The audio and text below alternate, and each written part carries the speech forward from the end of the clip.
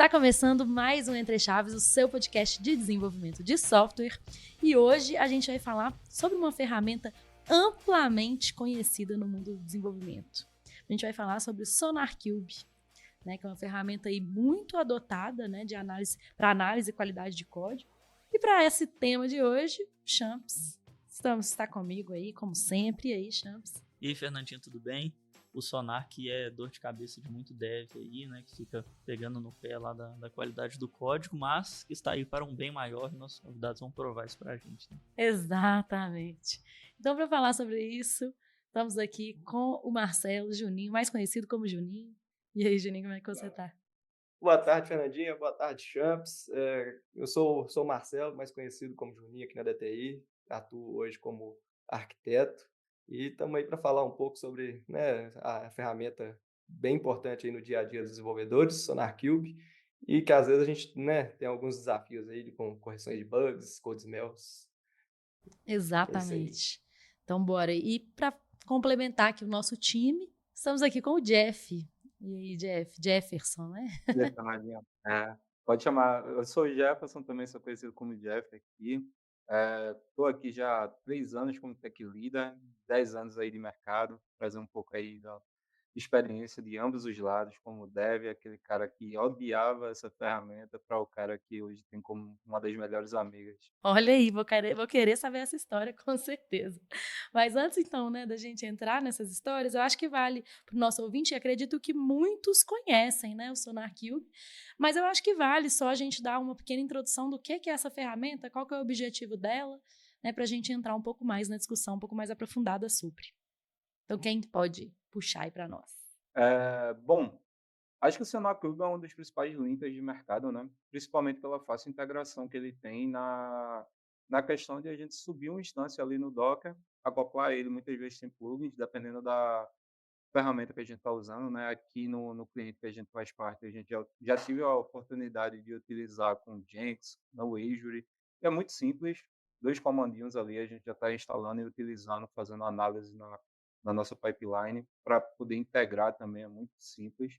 E a ferramenta ela vem com o objetivo ali de acoplar e auxiliar na qualidade de código, a fazer com que a gente siga alguns design patterns.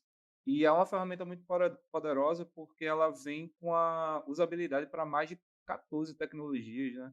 Então ela fica muito integrada ali. Minha maior expertise é em Java, então ali tem muito design patterns que a gente acaba ensinando ou muitas vezes a gente não segue e ele nos alerta para poder seguir. Complementando o Jefferson, né, a ferramenta bem importante aí, que participa praticamente de todo o ciclo de desenvolvimento aí, né, de software, e ajuda o desenvolvedor a atuar proativamente ali, né, na melhoria do código-fonte mesmo que está sendo entregue.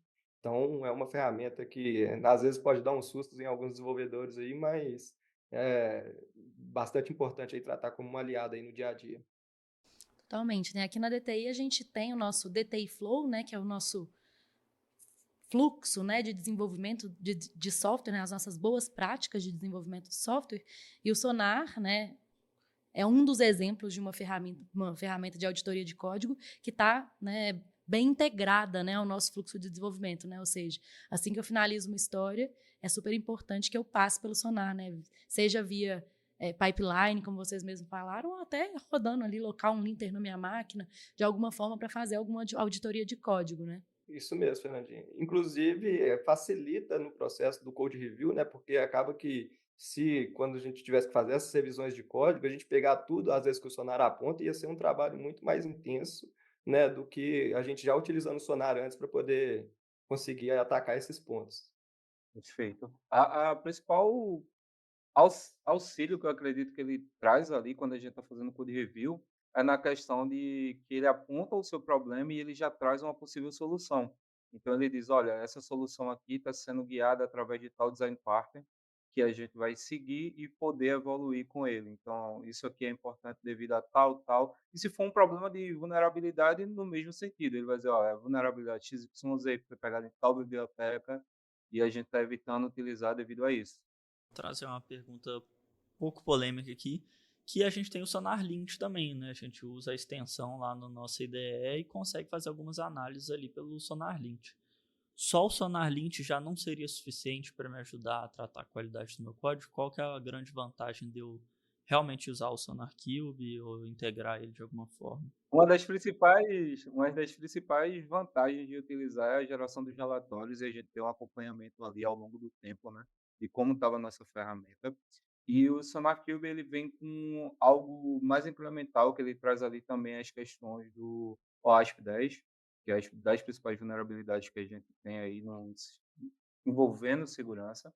E além disso, ele traz também para a gente algumas análises. É um pouco confuso como ele faz, mas, por exemplo, se a gente tiver 15 codesmells, ele vai dizer, olha, esse codesmells aqui leva 3 horas para poder normalizar o seu ambiente, para que você fique sem vulnerabilidades, sem problemas aqui no seu código. Então, ele tem uma forma de fazer aquele cálculo, provavelmente é muito baseada em como ele faz na sugestão que ele está fazendo para refatoração, em quanto tempo levaria para você refatorar todo o sistema, mas ele já traz isso aqui meio que de bate-pronto para você. Então, é nosso amigo também quando a gente está falando de débito técnico, ao passar das sprints, quanto tempo a gente levaria para voltar e arrumar algum problema que a gente acabou deixando. Se não me engano, o SonarLint também às vezes não pega tudo que o SonarQube pegaria. Pelo menos já tive essas experiências de às vezes o SonarLint não apontar nada para mim ali na ideia e após, né, o processo aí de análise pelo SonarQube, o SonarQube trouxe alguns apontamentos ali que no caso não foi visto ali no momento de desenvolvimento. Perfeito. Tem um ponto aí importante também, que a gente passou aqui num cliente que a gente já fez parte, é que o SonarLint ele não é tão configurável, ele faz a análise conforme os parâmetros que ele tem. E o SonarCube dá para a gente configurar algumas coisas.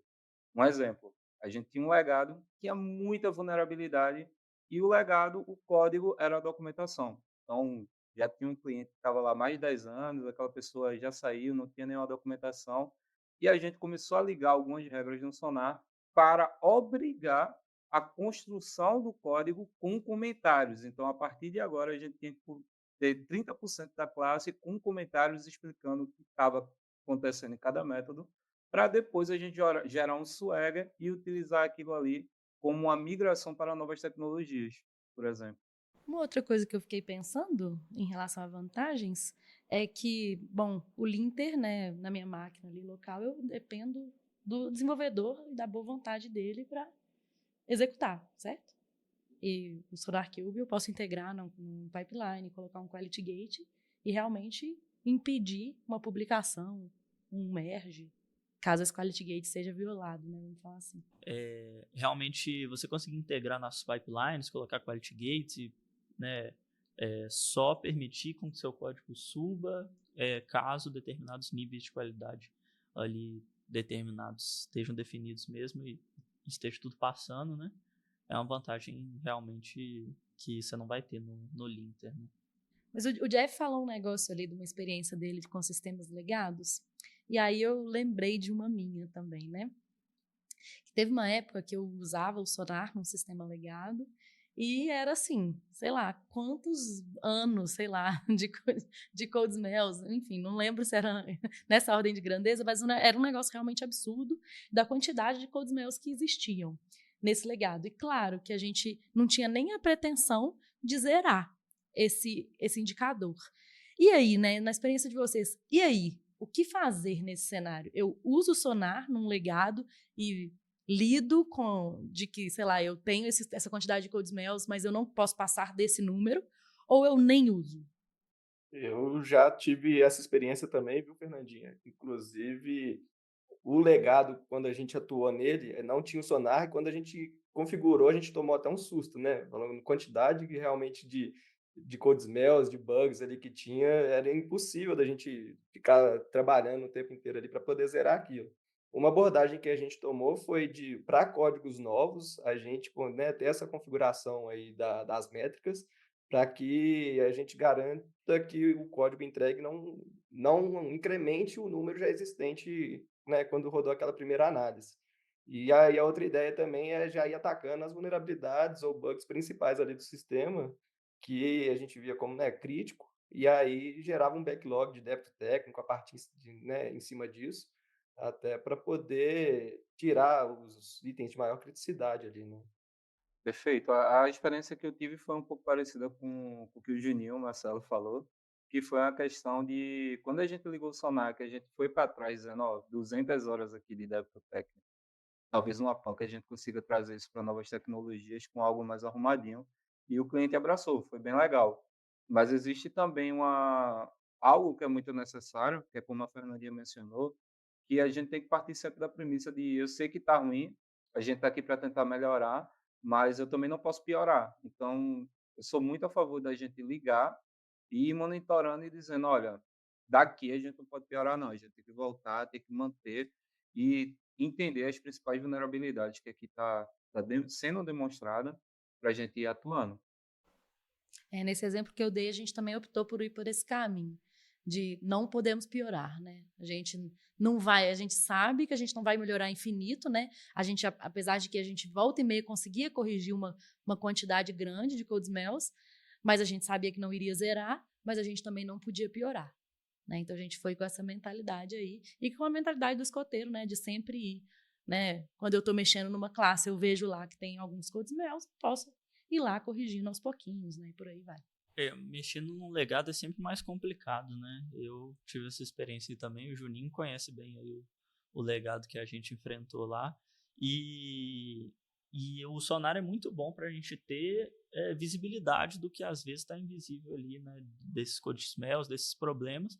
Mas tem vezes também que no legado você não consegue resolver, né? Lá a gente tem um cenário, por exemplo, nomes de variáveis que estão mal definidos, que estão apitando lá no Sonar, mas que a gente às vezes opta por manter ruins para ficar no padrão do código antigo, já que você não consegue refatorar todos os nomes do projeto inteiro, entendeu?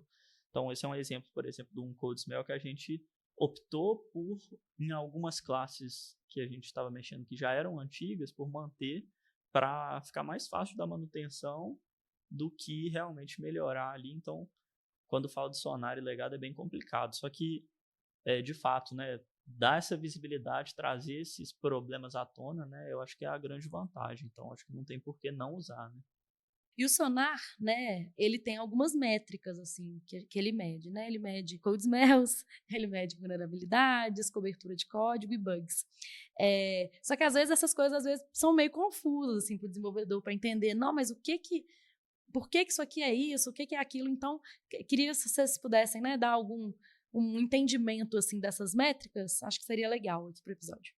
Bom, é isso mesmo, Fernandinha. O Sonar, né, quando ele roda a análise, ele apresenta essas métricas para a gente, igual você especificou.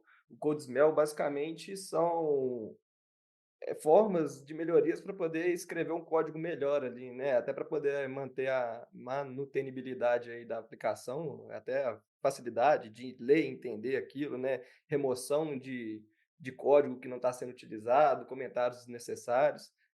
Tem o bug, que no caso a análise consegue identificar alguma possível quebra de aplicação ali, né? Como, por exemplo, um null pointer, que às vezes não foi testado ou validado, então ele traz isso como indicador de melhoria ali também. Tem a parte de vulnerabilidade, que ele mostra se tem alguma possível injeção de código dentro ali da sua aplicação, seja qualquer outro tipo de vulnerabilidade aí, né, e segurança, ele consegue identificar também. Tem a parte de cobertura, igual você falou, então, quando a gente desenvolve os testes unitários na nossa aplicação, ele consegue identificar também se os testes unitários estão cobrindo, né, as nossas classes ali que estão sendo testadas. Tem a parte de duplicação de código, que ele ajuda a entender ali se você está né, gerando linhas repetidas ali, que às vezes poderiam ser implementadas num método único, ou, né, uma funcionalidade única. Então, assim, são várias métricas que quando o Sonar roda essa análise, consegue trazer, né, para o desenvolvedor aí, para até escrever um código melhor e um código limpo. Aqui a gente teve essa experiência também de fazer a quebra por 2 sonar, né. O primeiro a gente tinha uma cobertura de código inferior a demais, porque a qualidade do código era um código um pouco mais antigo, um código legado que a gente estava buscando não piorar ele, mas quando a gente está dentro de um código ou de algumas vulnerabilidades, de alguns code smells que são críticos e tem diversos alarmes que ele faz, A gente tem que tentar mapear e ir criando débito técnico, e aquilo ali pode ser um reforço de acordo com os insumos que a própria ferramenta dá, para a gente buscar priorização ali dentro do time para conseguir atuação. Além dessas informações, o Quality Gate que é muito importante, que ele vai fazer uma validação dentro da nossa pipeline. Por exemplo, hoje a gente tem uma pipeline aqui que é exigido 90% de cobertura de código. Então, muitas vezes o desenvolvedor está fazendo ali a sua atividade, está incorporando, ele vai fazer uma entrega e existe um conflito entre a entrega dele com de outra pessoa. É comum. E quando o código cresce, que existe uma duplicação, ele faz dois alertas. Um principal, que é, olha, a cobertura de código não está sendo atendida, e um segundo, que é alguém está copiando o código. E dependendo da versão do Sonar, a gente já conseguiu ver que existe uma análise até se a gente está copiando código direto de algum lugar e colando diretamente no nosso código. Se a gente copiou um código, existe análise em clientes que a gente já participou que ele verifica se a gente copiou um código, por exemplo, do GitHub e colou diretamente no nosso código ali, a gente está usando o código de terceiro. Então, ele vai fazer uma validação se a gente está fazendo copy-paste, se a gente está usando algum anti-pattern também, né, que é muito importante entender se a gente está fazendo algo que vai fazer com que nossa aplicação não seja mais possível de evoluir com ela ao longo do tempo. Eu acho que é bem legal evidenciar a questão dos débitos técnicos, né, e de como que todo mundo citou, né, que se deparando com o código legado, a quantidade de débitos técnicos que tem, né, quando você já nasce um projeto, né, conectado ali no Sonar, e você mantém isso num nível ali adequado, você consegue gerenciar muito melhor isso, né. É claro que o débito técnico é um pouco mais subjetivo, né, você não vai garantir que seu código vai estar sensacional só de passar nas métricas do Sonar, mas você já garante muito menos problemas do que poderia, né. Sim, e É, além de que instrumentar seu código com métricas, né? A gente já falou 1000 vezes aqui no Entre Chaves a importância da gente ter métricas dos nossos códigos para avaliar a qualidade, porque afinal, né, a gente está ali produzindo um tanto de coisa, que se a gente não tem métrica, a gente não sabe se está evoluindo ou não, a gente não sabe se a gente está provocando impacto em outras partes, a gente não sabe, né, se a gente está priorando a qualidade do nosso código. Então, trabalhar sempre com números de forma objetiva em relação à qualidade parece uma excelente prática, né? aham. E outra coisa que eu fico pensando aqui, já puxando outra pergunta, é que com a gente tendo muita interferência da inteligência artificial em tempo de desenvolvimento, né? O quanto que o Sonar continua ou deixa de ser, né, uma ferramenta interessante de ser usada nesse contexto. Queria saber na experiência de vocês, né? A gente tendo aí copilots, tendo a própria geração de código por IA aí com chat GPT, com outras opções, o quanto que isso impacta no uso do Sonar. A gente não precisa mais usar o Sonar porque tem essas ferramentas, ou a gente precisa usar o Sonar mais ainda porque tem essas ferramentas.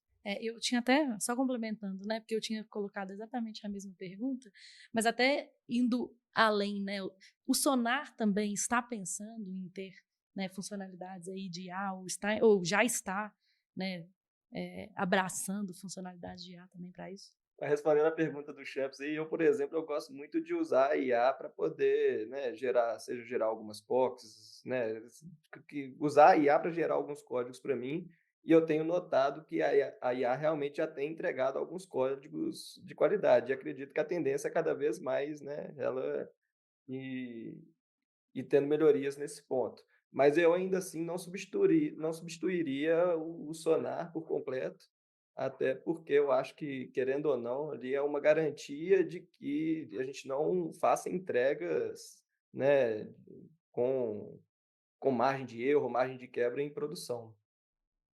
Perfeito.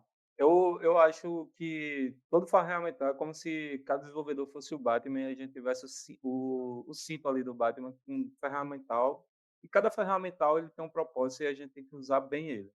Hoje em dia, com o avanço da IA, no meu dia a dia é muito importante, eu uso com uma certa frequência, mas por experiência, saber perguntar bem e analisar o que ela está dando de retorno para a gente.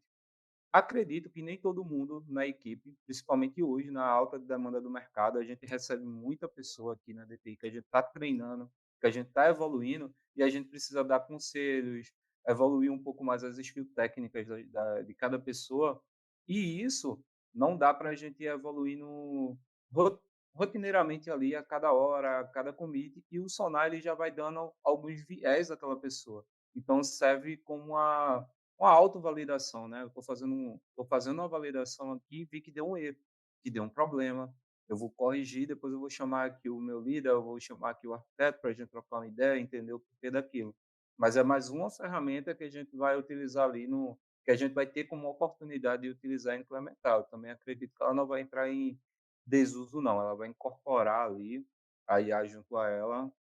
Não sei se tem ainda também, mas ela vai incorporar e vai facilitar e evoluir ainda mais. Eu concordo com o pessoal, assim, principalmente pelo até um fator que eu já falei, né? Que eu acho que ainda a adoção, e o Jeff falou um pouco disso também, a adoção de IA no desenvolvimento ainda depende também da adoção própria do desenvolvedor, né? Individual do desenvolvedor, né? Do quanto ele quer utilizar IA. E nesse tema ainda, né, de IA e de Sonar, eu estava entrando no site aqui do Sonar, né, do Sonar Source, que é dono aí do ecossistema de Sonar Lint, Sonar Cloud e o Sonar Cube, de fato. E assim, a primeira abertura do site deles aqui está Clean Code in the Age of the Generative AI. Então, acredito que eles estão aí evoluindo, né, a ferramenta deles para incluir mesmo todo esse hype aí da IA generativa para, enfim, né, fazer até análises mais assertivas e tal.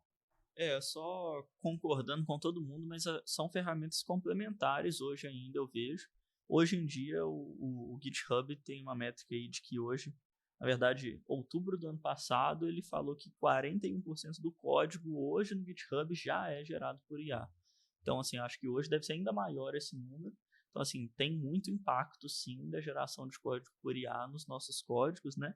Mas eu não acho que anula realmente o Sonar. Na minha experiência pessoal hoje, pode até ter mais necessidade de usar o Sonar para a gente não gerar códigos sem saber o que a gente está fazendo, né? Então, ainda assim, eu acho que é muito importante ter que passar por esse tipo de validação. E eles podem ser muito complementares também, tanto a IA nos ajudando a escrever códigos com menos code smells para o Sonar analisar, quanto a gente usando a IA para evitar os code smells também. Uma POC que eu tenho feito recentemente aí, vou entregar o ouro, hein? A gente montou meio que um code guide, sabe? Um guia de código mesmo que a gente quer seguir no nosso projeto, e a gente está meio que montando uma estratégia de prompt ali para falar assim, olha, agora para o Copilot, não, olha, analisa esse código aqui de acordo com o meu code guide e me fala o que ele está em desacordo com o que eu quero seguir aqui de qualidade de código. Então fica uma coisa até mais personalizável e tudo mais. Talvez venha a ser uma funcionalidade do próprio Sonar no futuro, né? Mas é algo que eu acho que pode ser complementar ainda mais. Você falando disso aí, lembra até da questão do Jefferson falou do Quality Gate, né? Que a gente consegue fazer as configurações do Quality Gate. Por que a gente não conseguiria fazer algumas customizações também, assim, né? Em cima disso, para poder fazer até a própria quebra do build? Mas aí também entra naquela questão que o Champs acabou de falar, que ela ainda precisa de um input humano. E no Sonar, a pipeline ele vai fazer a validação do que está entrando ali, que vai ficar disponível para os nossos usuários utilizarem. Então, ela garantiria que a gente não está fazendo nada de errado ali ou subindo alguma coisa de errado. Eu acho que, assim, acho que haveria a possibilidade de integrar essa inteligência no Quality Gate também. É uma ideia, assim, a gente está na era, mais do que na era da IA, do Sonar, aí da experimentação, né? Assim, acho que dá para experimentar e fazer muita coisa nova aí com o que está surgindo de IA. Beleza, eu acho que a gente discutiu aqui já bastante coisa aí sobre o porquê usar, né, o que é o sonar, como que é o futuro, se o sonar vai, né, ficar obsoleto ou não. Mas dado que, né, um time ficou convencido aqui que faz todo sentido olhar de forma objetiva para a qualidade de código, né? Beleza, e aí? Né, quero começar a usar. O que fazer? Quais são as boas práticas? Uma das primeiras intenções é, hoje, o Sonar ele tem a sua versão community, então dá para todo mundo utilizar ali gratuitamente, desde que não seja para fins comerciais, né? Então, baixa, coloca ele na instância do Docker, integra ele ali e depois, com um simples plugin, você consegue colocar ali, dependendo da sua pipeline, né? Hoje tem plugin na Azure, no Jenkins, nas principais pipelines. Então, você vai colocar o plugin e, a partir de agora, você vai colocar uma configuração ali na sua pipeline para quando ele passar, ele quando você fizer um pull request ou integrar uma determinada branch, ele passe ali pelo Sonar e faça as devidas validações. Você consegue customizar qual a porcentagem de cobertura que você quer exigir, qual a quantidade de code smells que sua aplicação pode aceitar. Hoje a gente tem aplicações aqui que a cobertura, por exemplo, é 90% de cobertura de testes, zero code smells e, se eu não me engano, no máximo 10% de redundância de código duplicado. Manda aí, Marcelo. E complementando, né, o que o Jeff falou, a gente tem, além, né, do Sonar Cube e as outras ferramentas que a gente citou aqui também, que é o próprio Sonar Lint, que já pode ser usado diretamente nas IDEs, né, seja no Visual Studio, no IntelliJ, a gente instala como um plugin mesmo, e tem até essa questão, a gente falou muito do Sonar Cube, existe também o Sonar Cloud, né, que já é um serviço que é oferecido na nuvem, que, dependendo, facilita até essa integração com o repositório do desenvolvedor. Mas a configuração realmente é bem simples, a documentação que eles disponibilizam no site é bem intuitiva. Então, assim, em qualquer, né, eles oferecem suporte para várias tecnologias, então hoje as mais utilizadas no mercado provavelmente têm o suporte, né, de integração aí com o Sonar, e é isso. Uma outra coisa que eu acho que vale ressaltar também, que a gente comentou brevemente, é a parte do OASP, né? A parte do OASP tem também como definir Quality Gate para quebrar na pipeline, se tiver alguma vulnerabilidade do OASP, lá da análise do OASP, porque eu já usei avaliando manualmente lá, né? Mas eu não usei configurado na pipeline, né? Vocês sabem? Dá sim, é altamente acoplado e ele já tem algumas métricas. Eu não vou lembrar quais são as regras, mas a primeira é, se for uma crítica severa do OASP, ele quebra na hora, ele não deixa subir.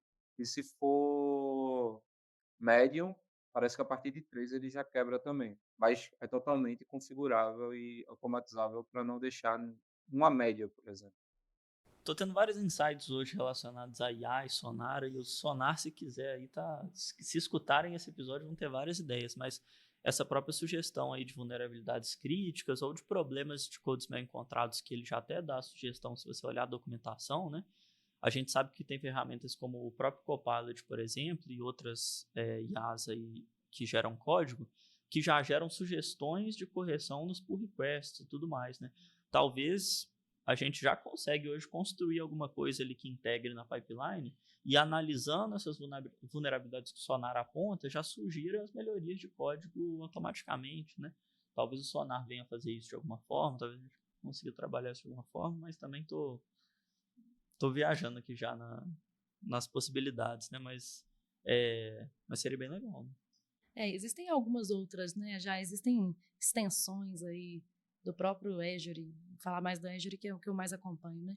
No próprio Azure Boards ali, a plataforma da Azure também, né? O portal da Azure, que você consegue criar uma subscrição da Azure, né? Com um recurso aí da OpenAI, e você consegue fazer revisões de pull request utilizando as APIs da OpenAI, né? Do ChatGPT.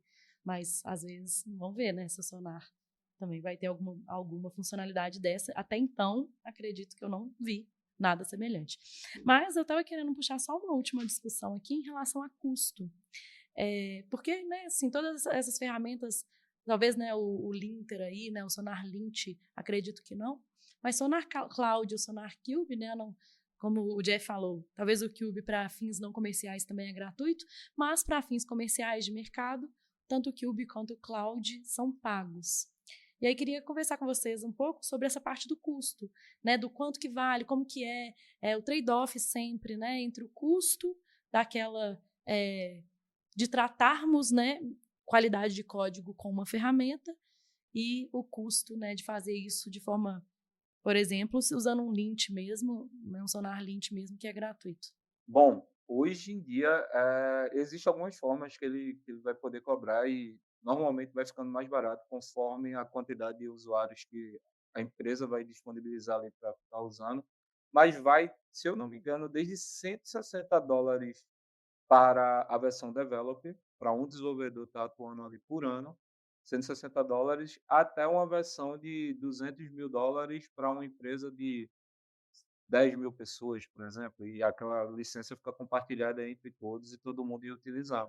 $200.000? $200.000. Acabei de confirmar, $252.000 por ano para 100 milhões de análises. Mas, então, são esses dois tipos de precificação que existem hoje? Ou tem mais alguma possibilidade?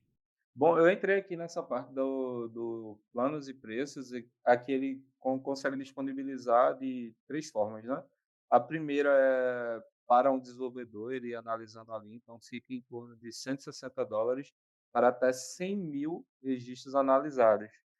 E pode se estender até quase $70.000 por ano para 20 milhões de linhas analisadas.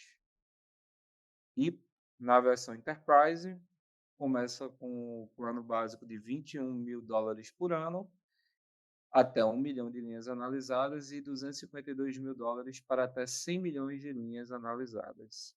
Então, assim, concluindo mesmo, não é barato, né? Não é uma licença barata. Acaba que muitas grandes empresas hoje têm uma receita que consegue bancar esse tipo de ferramenta, e mesmo não sendo barato, é algo que acaba se pagando bastante, né? Porque melhorando essa gerência de débito técnico a longo prazo, né? Você otimiza muito a qualidade do seu código, o tempo de desenvolvimento, que no final das contas é dinheiro também, né? Então é algo que se paga nesse sentido, né? Para projetos menores, empresas que não têm condição de custear uma ferramenta dessa, ainda assim é muito recomendável o uso do linter, né? E de fazer a gerência de débito técnico do seu código assim, da maneira que for possível, né? É muito importante que o pessoal continue utilizando, na verdade, adote o uso do linter, né? Algumas ferramentas, como por exemplo o Angular, ele já traz o próprio linter ali. Quando a gente está desenvolvendo, a gente pode rodar o ng-linter, ele já faz a análise estática ali, de acordo com os parâmetros que ele tem. Nenhuma ferramenta hoje de mercado, pelo que eu dei uma olhada aqui, é tão poderosa quanto o Sonar, mas existe também opções open source que dá para ir incorporando e ir utilizando, como por exemplo um carro-chefe open source aí é o PMD, que dá para acoplar tão facilmente quanto ao Sonar.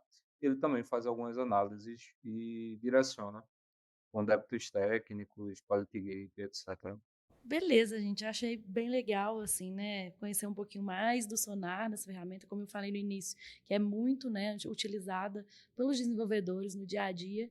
Né? A gente falou, então, sobre o porquê utilizar as métricas, se o Sonar, né, vai ser substituído ou não com IA, né? Se a gente deveria continuar usando, e falamos aqui que sim, né, que é uma ferramenta extremamente importante, mas caso você não tenha, né, uma ferramenta como essa, não tenha acesso, ou, enfim, não acredite que sua empresa, que faça sentido para sua empresa adquirir uma ferramenta dessa, faz todo sentido utilizar um linter, porque a gente acredita bastante, né, na importância de ser objetivo em qualidade de código, de analisar a qualidade de código de forma objetiva, para que a gente consiga, né, historicamente melhorar os nossos códigos produzidos e, no futuro, não ter código que a IA, né, enfim, sugira que seja código ruim. E é isso, gente. Então, muito obrigada. E é isso. Até a próxima. Tchau, tchau. Obrigado, pessoal. Até mais. Obrigado, pessoal. Obrigado, pessoal. Prazer aí participar com vocês.